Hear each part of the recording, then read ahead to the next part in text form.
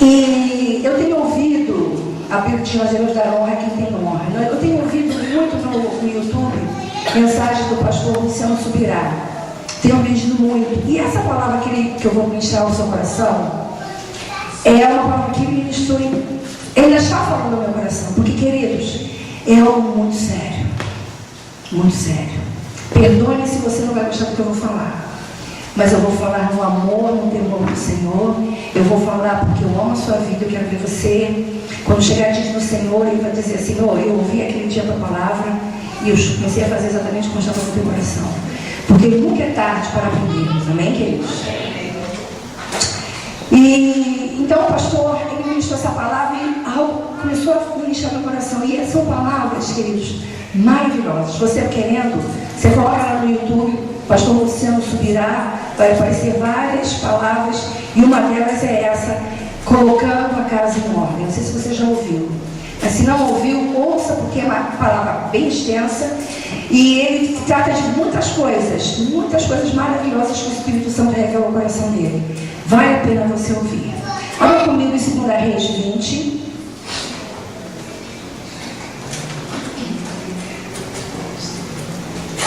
Segunda Reis 20, nós vamos ler do 1 ao 11. Segunda Reis 20, do 1 ao 11.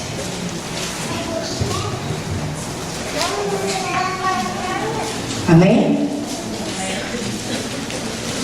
Amém? Amém. Glória a Deus. Diz assim: por aquele tempo Ezequias ficou doente, à morte.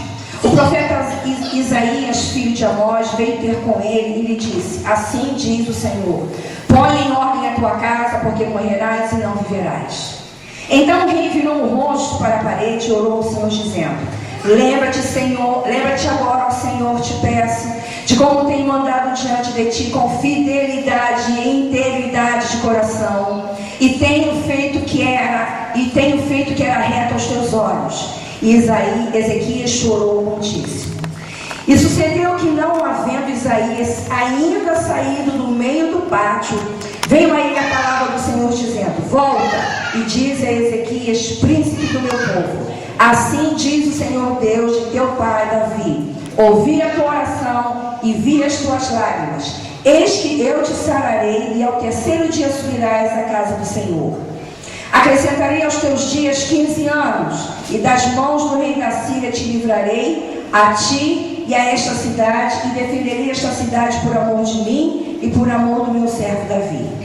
Disse mais Isaías: toma uma pasta de figo e ponte-a sobre a úlcera, e ele sarará. Perguntou, pois, Ezequias a Isaías: qual é o sinal que o Senhor me dará, e de que ao terceiro dia eu subirei à casa do Senhor? Respondeu Isaías: isto te será por sinal da parte do Senhor, que o Senhor cumprirá a palavra que te disse. Adiantar-se a sombra 10 graus, ou voltará 10 graus atrás?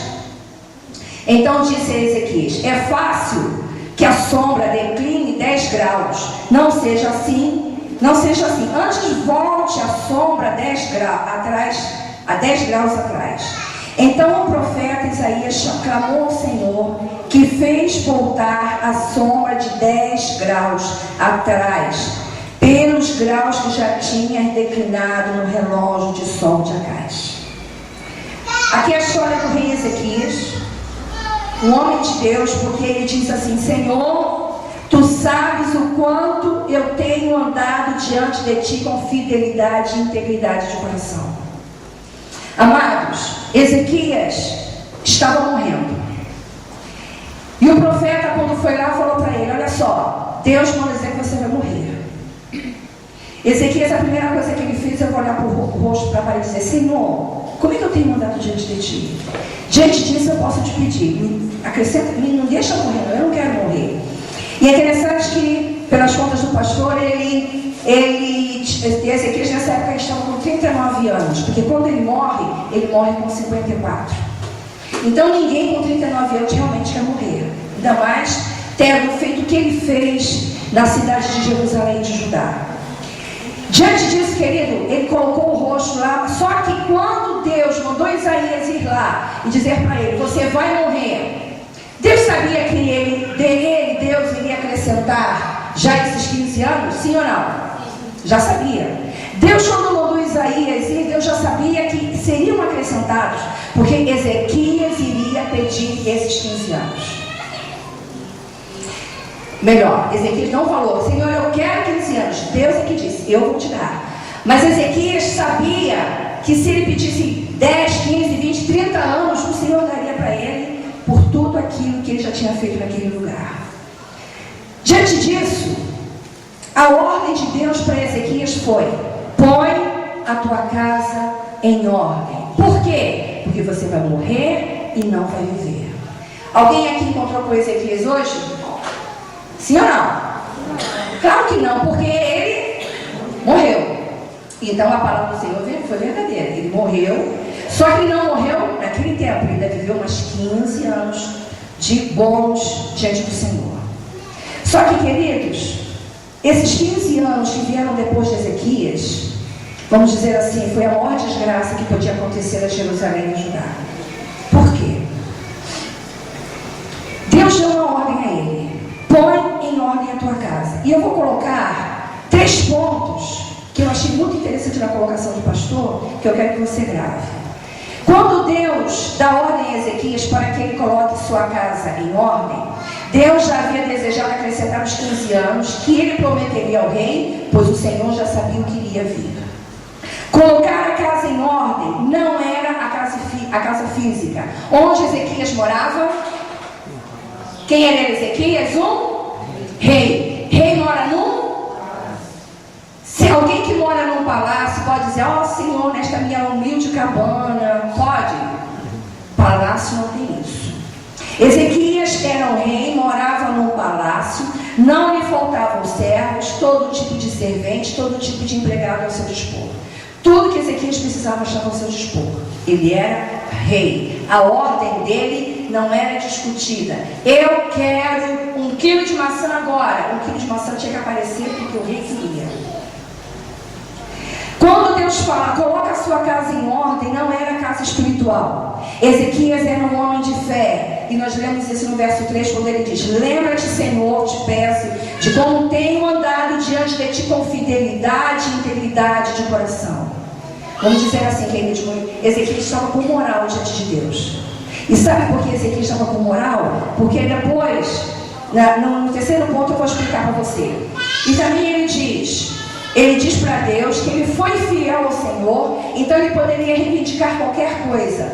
Também é um homem de fé, pois quando Senaqueribe queria invadir Judá e Jerusalém, Ezequias junto com Isaías vão à casa de Deus e juntos apresentam a carta de afronta de Senaqueribe. E não só Ezequias, como ele diz para Deus: Senhor, esse homem não está me afrontando, ele está afrontando a ti, ao teu povo.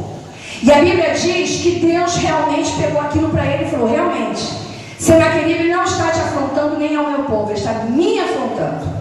E a Bíblia diz que naquela noite um anjo fez uma destruição no arraial dos assírios. 185 mil homens morreram.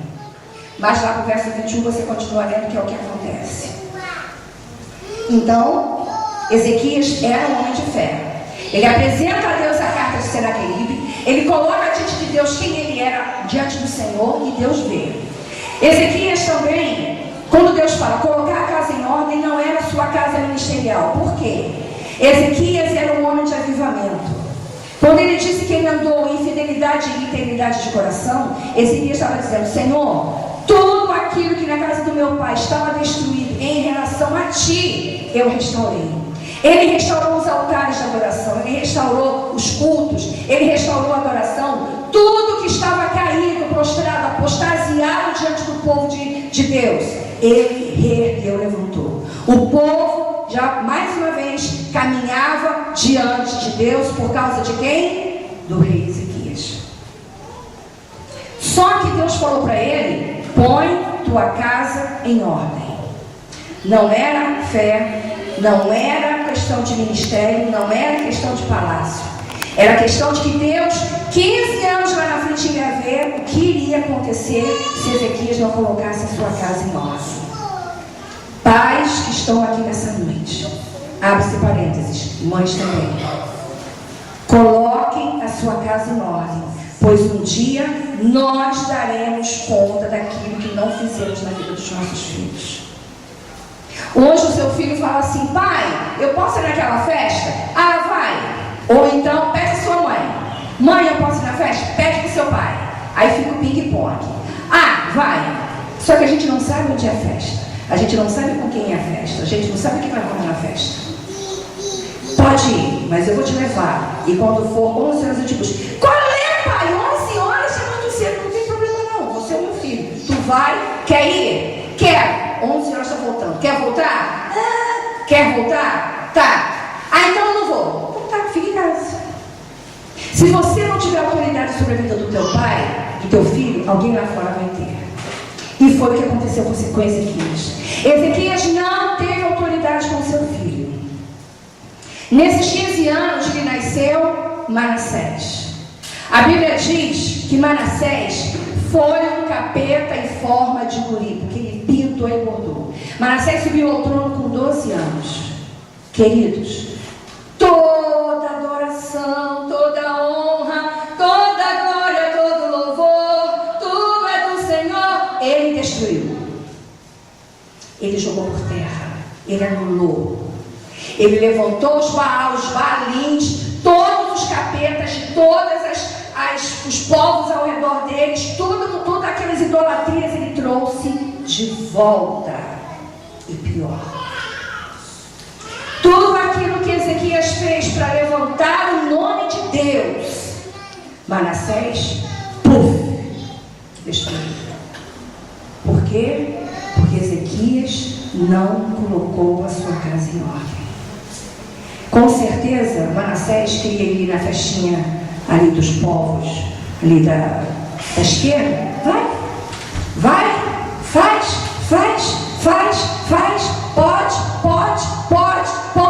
pode. De vez em quando, de repente, teria uns nãos, mas não foi suficiente para que aquele homem fosse lá na frente um homem, um servo de Deus. Colocar a casa em ordem. Colocar a casa em ordem não era casa ministerial. Ezequias era um homem de avivamento nos seus dias. Ele trouxe grandes reformas à nação. Ele trouxe de volta toda uma geração que estava distante de Deus, povo que estava mergulhado na idolatria e apostasia. Ele restaurou o culto de adoração a Deus. Colocar a casa em ordem é literalmente dê ordens na sua casa. O seu filho tem quantos anos? 2, 3, 5, 10, 15, 20? 25 está debaixo da sua casa? É você responsável. Mas pastor, ele é um homem. Ele é um homem. Ele vai prestar conta a Deus porque ele é homem. Mas ele está debaixo do seu telhado. Quem é que manda na sua casa? Você ou ele? Mas pastor, ele me ajuda. Mas quem é a autoridade espiritual na sua casa? Se você é mulher, você é cristão, é você. Se você é homem, é um cristão, é você. Se os dois são cristãos, são vocês. E tudo aquilo que sair da adoração a Deus, você pode dizer: eu não quero. Você tem essa autoridade diante de Deus. Porque, queridos, querendo nós ou não, Jesus está voltando. Querendo nós ou não, nós vamos ter que prestar contas a Ele. E esse prestar contas não é tipo: Senhor, olha só, tipo assim, vamos bater um papo. Sabe, tu sabes o que eu fiz para você? Sabe que não rola. Se o Senhor esquecesse as coisinhas, de repente a gente rola um papinho, uma adoração, rola qualquer coisinha. Pode pensar qualquer besteira, pode pensar qualquer coisa. Queridos, o nosso Deus nunca aceitou e não aceita suborno. O teu Deus e Pai, Ele é tão justo que Ele não aceita suborno de ninguém. Se o homem mais rico do mundo chegar e dizer para ele assim: olha só, eu dou toda a minha riqueza para você me dar salvação por essa riqueza, Deus dá? Sim ou não? Claro que não, porque quando Ele me deu Jesus, Ele não me pediu dinheiro. Quando Ele me deu Jesus, Ele não falou assim: não, eu vou fazer porque depois lá na frente as pessoas vão aceitar. Não, Ele não pensou que eu iria ao mundo, poderia nem aceitar Jesus, querido. Mas o amor de Deus é tão grande que Ele nos daria Jesus a si mesmo.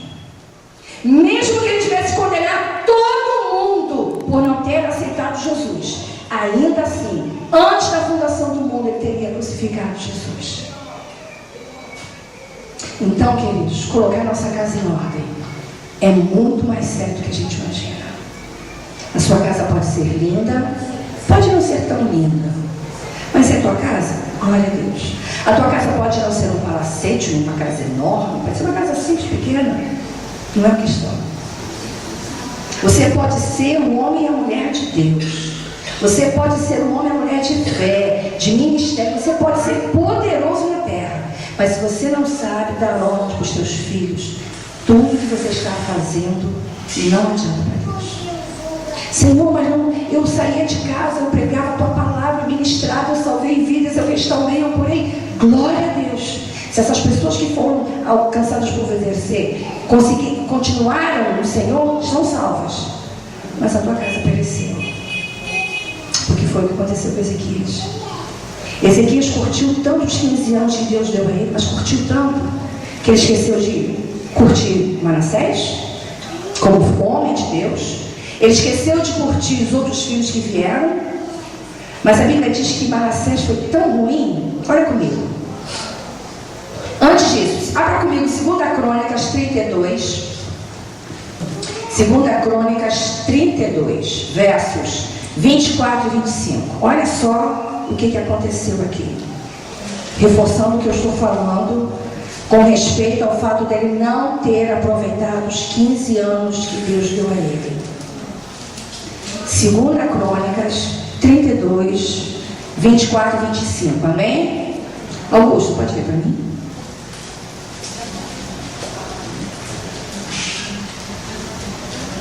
Naquela época, Ezequias ficou muito enfermo, à beira da morte.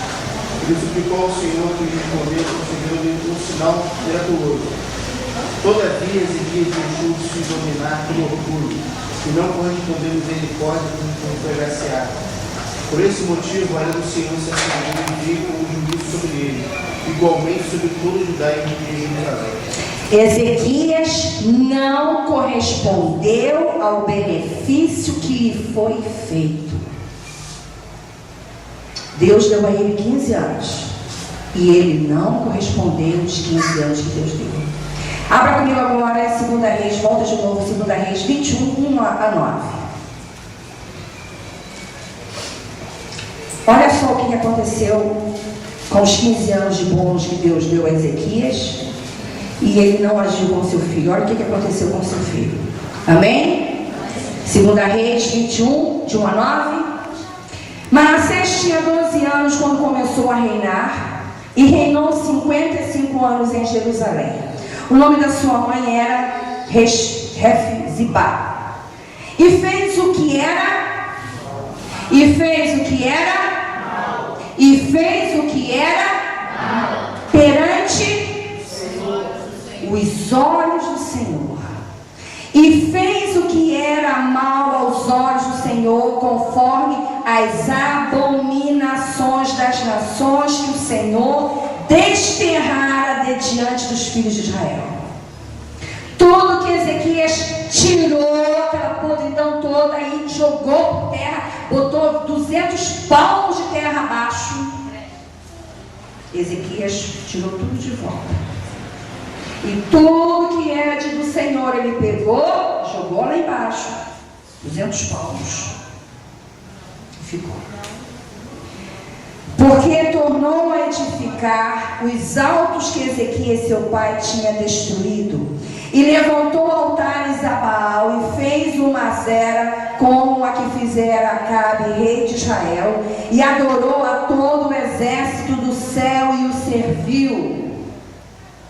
Exército do céu aqui não é Deus, não é Jesus, não é o Espírito Santo, não. E edificou altares na casa do Senhor, da qual o Senhor tinha dito: em Jerusalém porei o meu nome. Também edificou altares a todo o exército do céu, em ambos os atos da casa do Senhor. E até fez passar seu filho pelo fogo, e usou de augúrios e de encantamentos, instituiu adivinhos e feiticeiros, fez muito mal aos olhos do Senhor, provocando-o a ira. Também pôs a imagem esculpida de Azera que tinha feito na casa de que o Senhor dissera a Davi e a Salomão seu filho, nesta casa e em Jerusalém que escolhi dentre todas as tribos de Israel, porém o meu nome para sempre. O lugar que Deus escolheu para colocar o seu nome para sempre. Manassés pegou e colocou uma escultura, uma estátua demoníaca. E não mais farei andar errante o pé de Israel nesta terra que tenho dado a seus pais, contanto que somente tenham cuidado de fazer conforme tudo que lhes tenho ordenado, e conforme toda a lei que Moisés, meu servo, lhe ordenou. Eles, porém, não ouviram, porque Manassés de tal modo os fez, que fizeram o quê? Pior, diga pior, diga que fizeram pior do que as nações que o Senhor tinha destruído de diante dos filhos de Israel. Manassés, o povo de Israel, o povo de Judá, Jerusalém, antes de Ezequias, só fazia besteira, adorou todo tipo de coisa. Ezequias veio e nos tempos de reinado dele, ele restaurou toda a adoração que Deus era digno de receber. Mas ele não cuidou da sua casa. Ele não cuidou dos seus filhos. Ele não deu ordens a seus filhos. O coração dele fez o que fez. Queria fazer, ia fazer. Ele não trouxe temor e tremor do Deus Altíssimo, Todo-Poderoso, a Manassés. Por isso Manassés fez o que fez. Queridos, muito sério isso. Tenho 2 filhos, graças a Deus. Tecladista e baterista são 2 filhos.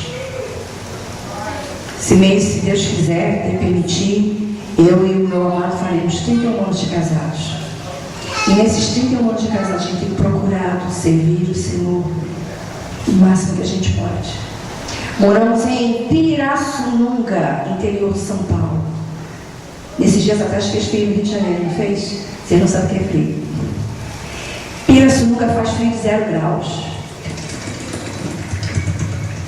Eu pegava com Carolina, Felipe, botava 2, 3 conjuntos de roupa, touca, tudo direito, manta, e nós saímos da nossa casa e íamos para a igreja. Domingo de manhã, domingo de noite, culto de oração, andando a pé, não tínhamos carro. Da nossa casa até a igreja era mais ou menos 20 minutos. E Pirassununga, a cidade do interior, muitas são muito de ladeiras. Diz que ele padecia do santo ajuda, né? Mas para subir, só Jesus, querido. Com criança no colo. Eles tinham mais roupa, o peso da roupa deles era maior do que eles. Porque eu botava tanta roupa para não resfriar. Lá faz frio. E nem isso é impedimento para a gente deixar de adorar o Senhor, de estar na casa do Senhor. Quando voltamos para o Rio, já estavam um pouquinho maiores.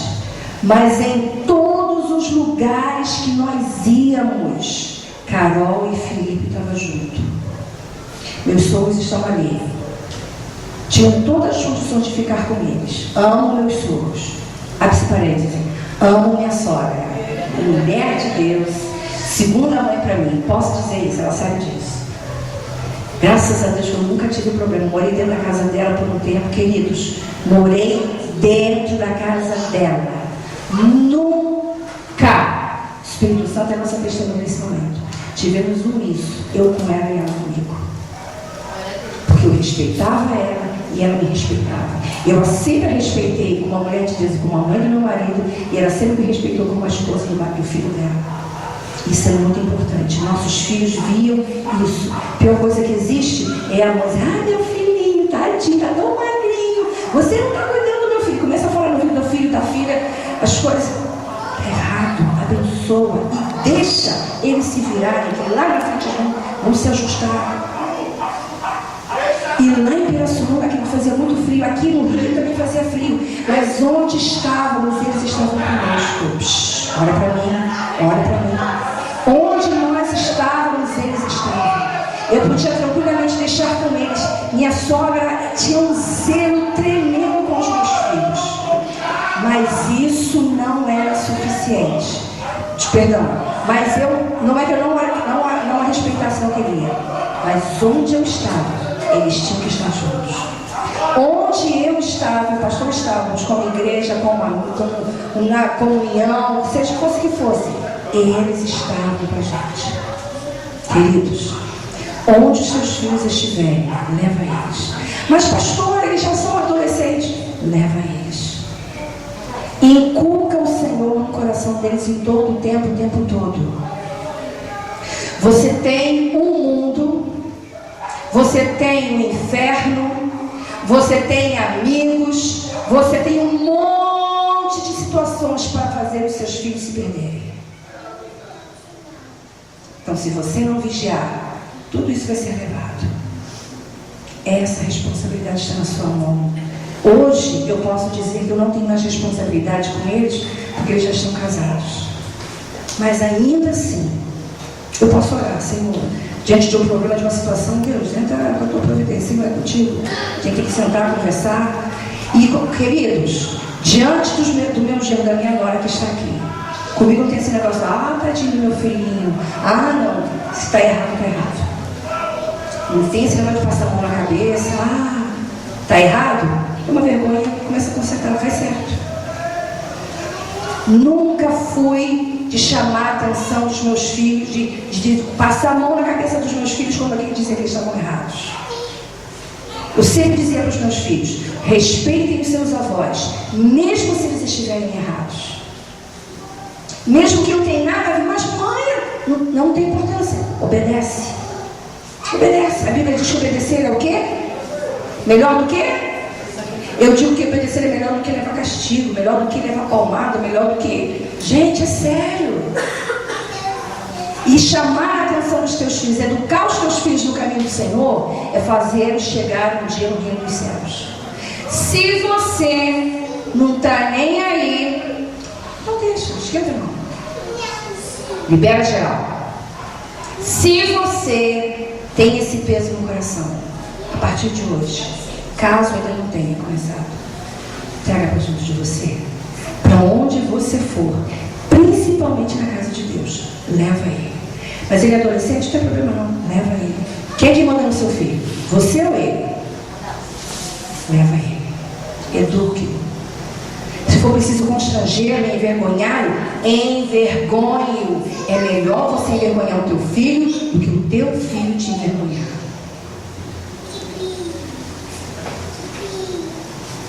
É sério, é duro, né? Mas eu prefiro dar aos meus filhos. Quando a gente morava em Pirassununga, eles queriam fazer qualquer coisa, qualquer graça, eu só chegava aqui do lado, apertava, ia torcendo. Calma. E não chora. E chora baixo. Pastor, você fazia isso? Fiz, perguntei. Muitas vezes. Eles ficavam no banco assim, aqui, embaixo do olho. Não morreram. Não se desviaram. Se eles quiserem se desviar hoje, eles até podem ter idade, mas acho muito difícil. Porque um dia eles vão prestar contas ao Senhor. Porque eles sabem que a qualquer momento Jesus pode voltar. Então o temor está no coração deles. É melhor andar em santidade, é melhor fazer a vontade de Deus do que perecer. Então, queridos, guarda essa palavra no coração. Se você ainda não começou, começa hoje. Hoje é o tempo. Ponha a tua casa em ordem. Porque um dia você vai prestar contas ao Senhor. E esse prestar contas, vamos que daqui a uns 5 anos, você vai ter que visitar o teu filho na cadeia, você vai ter que visitar o teu filho morreu de overdose. Pastor, está me amaldiçoando? Não. Infelizmente, se você for na 1, 2, 3, 4, 5, 20, todos os bambus têm filhos de crentes. De mães que oraram, mães que sapatearam, mães que cantaram, mães que profetizaram, mães pais que esqueceram da sua casa. Ezequias fez tudo o que podia para Deus, mas esqueceu a sua casa. E o povo de Israel pereceu depois. Então, amados, isso é muito sério. Feche os teus olhos. Carol. Oh, Deus. Oh, Pai. Senhor, nesse dia dos pais, também será o dia das mães. A começar de mim, Deus. A começar da tua filha que conversa contigo. Tenha misericórdia de nós. Tenha misericórdia de nós. Tenha misericórdia de nós. A tua palavra diz que o Senhor não leva em conta o tempo da ignorância. Mas para nós muitas coisas hoje foram reveladas do teu Espírito. E com certeza o Senhor ainda vai falar muito ao nosso coração diante dessa passagem, dessa palavra. Onde um homem de Deus vacilou feio com seu filho. E o seu filho destruiu tudo aquilo que ele fez para ti. Senhor, eu não quero que os meus filhos destruam o que eu tenho construído para ti. E eu tenho certeza que os teus filhos que aqui estão, que são pais e mães, não querem que seus filhos destruam o que eles têm construído para ti. Ensina-nos a ser pais. Ensina-nos a dar ordens dentro da nossa casa. Ensina-nos, Deus, a dizer o que é certo e o que é errado. Mesmo que isso venha doer no nosso filho, mesmo que ele venha ficar de bico, mesmo que ele fique de cara torta, não importa, Deus. O que importa é fazer a tua boa, perfeita e agradável vontade. Porque é isso que vai nos levar aos céus e à eternidade contigo. Senhor, tenha misericórdia de nós. Tenha misericórdia de nós. Se até hoje vacilamos, pecamos contra ti, perdoa-nos, Senhor, perdoa. Perdoa-nos. Perdoa-nos. E faz-nos, orienta o nosso espírito de como reerguer, Deus, dentro da nossa casa, na vida dos nossos filhos, os altares de adoração ao teu nome. Os altares de adoração que trazem perfume suave diante de ti. Altares de adoração onde o teu coração se alegra, onde o Senhor jubila em olhar para nós e dizer: o meu coração está ali, porque eles têm adoração a mim, eles me amam, eles me desejam. Eu sou o centro do coração dessas vidas. Seja, Senhor, seja o centro da nossa vida, seja o centro do nosso coração, seja o centro do nosso lar, seja o centro da nossa casa e da nossa família. Não importa onde estejamos morando, eu sei que no mais simples casebre que exista nessa terra, o Senhor não se importa de entrar. O Senhor não olha para o que nós olhamos. O Senhor olha para o nosso coração. Como diz o salmista: vê se ainda no caminho mau, vê se eu estou andando por caminhos errados. Espírito Santo, guia-me pelo bom caminho, orienta-me, Senhor. Oh, Santo de Israel, eu queria que nessa hora você orasse ao Senhor. Você sabe no seu coração que está certo e que está errado. Se você tem procedido corretamente, querido, abra sua boca e comece a glorificar o Senhor e diga: obrigado, Deus, porque até aqui o Senhor tem me ajudado e me orientado. Até aqui a tua boa mão tem sido sobre mim. Até aqui o Senhor tem conduzido a minha casa. Muito obrigado, porque o sangue de Jesus tem nos lavado todo o tempo, nos purificando do pecado, da justiça, do juízo. O Senhor tem nos lavado, nos redimido, nos restaurado em todo o tempo. Mas se você errou, meu amado, não leva isso para casa hoje. Diga: Senhor, eu errei, eu pequei, eu deixei, eu vacilei, eu abri mão, mas nessa hora eu digo a ti: eu tomo de volta aquilo que é meu. Em nome de Jesus, amado, não deixe que o diabo continue a roubar aquilo que Deus te deu. Nossos filhos são herança do Senhor, mas quer dizer que eles vão gerar filhos, que vão gerar filhos, que vão gerar filhos, e todos tementes ao Altíssimo. Um dia minha avó vindo lá 40 e tanto, não sei da onde, andando nessa avenida, nessa Rio São Paulo, ela ouviu falar de Jesus. E ela começou a falar de Jesus para a sua casa. A maioria dos meus tios são servos do Senhor. A maioria dos meus primos e primas são servos do Senhor. A minha casa, a maioria, 80 ou 90% é servo do Senhor. Todos adoram o Senhor, porque a palavra tem sido orientada. Temos inculcado no coração dos nossos quem é Deus. E principalmente que um dia estaremos diante do trono dele prestando conta. Senhor, não queremos ser negligentes como Ezequias. Não queremos que nossos filhos sejam endemoniados como Manassés. Mas nós queremos que os nossos filhos sejam semelhantes a Jesus. Que os nossos filhos sejam semelhantes a Jesus. Que os nossos filhos sejam semelhantes a Jesus. Você diz amém? Você diz assim, mas pastor, eu nem sou casado. Então diga, Senhor, eu quero que os meus filhos sejam semelhantes a Jesus.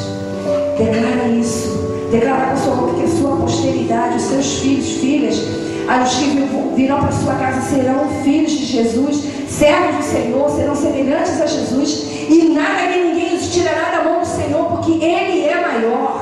Aleluia.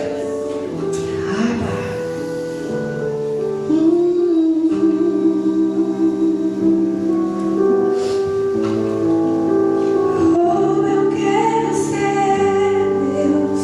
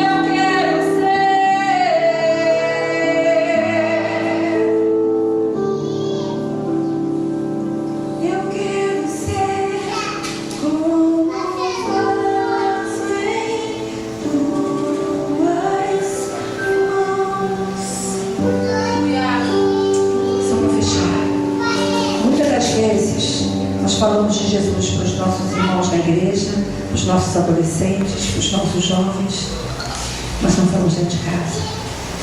Continue falando na igreja, mas também comece a falar dentro de casa. Deus abençoe.